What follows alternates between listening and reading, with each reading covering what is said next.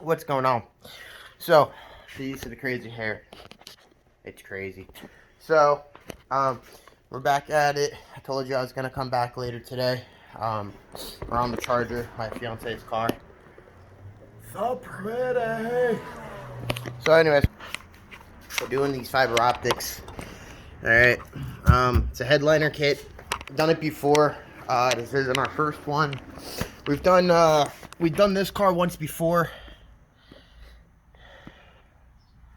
And now this is our second time. We had the headliner wrapped, and all those little prick marks that you see, those are all the fiber optic strands hanging out a little bit. The way that we do this kit is just so you can see it better for look reasons when it's actually on, which the only time that this car is ever really out is when the kit is on. Just looks pretty, it looks more presentable. I'll show you guys that more later. One thing though that with my channel, I'm not one of those snobs that's not going to exactly show you how to do something, what to do, my way of doing something. If there's a better way of doing something, please let me know. I'm open to input all the time. With that being said, this kit in particular is a 1600 strands, if I'm not mistaken. Yeah, 1006, yep, so 1600 strands. Sorry, I had to think about that. This is my fiance that puts in all this work. I just do the back half, the car stuff, the wiring in. She is the patient saint to basically sit here and make this many holes. One thing that she does do when she makes the holes, when she's doing this kit, she does not drill. One thing to note, if you ever want to take this challenge on by yourself, do not drill your headliner. Why? Basically destroys it. We've done that once before, and you could see the rip tear little fiber molecules and whatever have you, and it just doesn't make it look as clean.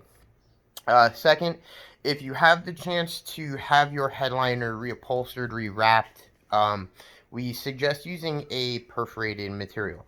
It just captures the light better, it shows better, and it's already perforated. Holes already there. With that also being said, what we personally use is a sewing needle. Nothing special, it's just a regular sewing needle. It's got the regular teeth bend on the top of it, so this way you can grip it. Put a little electrical tape around there, makes it even easier to grab.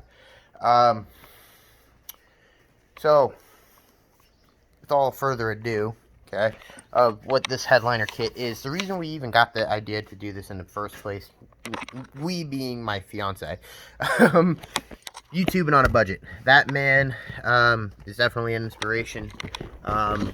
Started with a V6.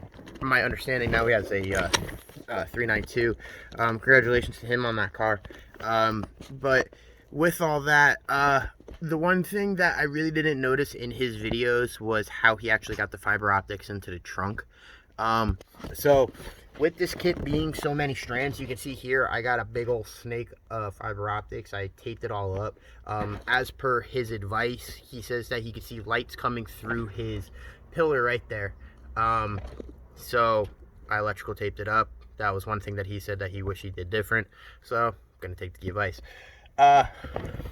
But he really didn't show how he got the strand down into the trunk, because I'm over here like, I'm going to have to drill a big old hole. No. So, I already did this side. Like I said, with it being so many strands, we have to run it on both sides. So, here's the big old bundle coming down and through. I'll put that plate back on, dropped it down back there, and then it comes down through, in behind the pillar, down underneath into the floor. So we'll end up doing the same thing here. I'm going to take this bolster out, drop the fiber optics down past the pillar here, so this way they come down and through into the trunk. And yeah, I was not expecting the rest of this to be as easy as it is. With us already doing this once before, luckily one thing we already have in my fiance's car is the power converter that everyone always talks about when it comes to doing these fiber optic kits. Give me 1 second. I'm having some issues getting the floor open here. So, there we go. Hang that. So,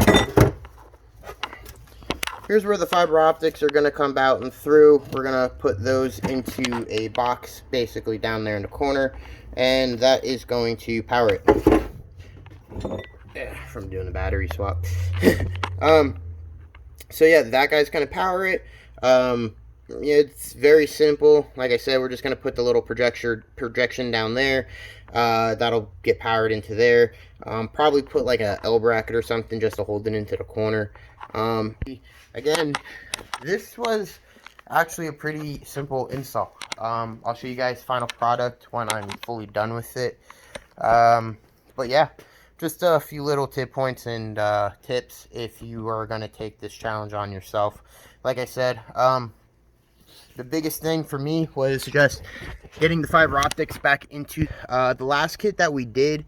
The fiber optic strands weren't, the fiber optic controller box wasn't that big, and I was actually able to hide it right there in the back corner of the pillar and then just run the power wires down into the trunk, which was 10 times simpler. This now, yeah, I mean, the power, this I'll show you guys later. It's a mini projector, so it's pretty big. And there's going to be 2. So, check back later.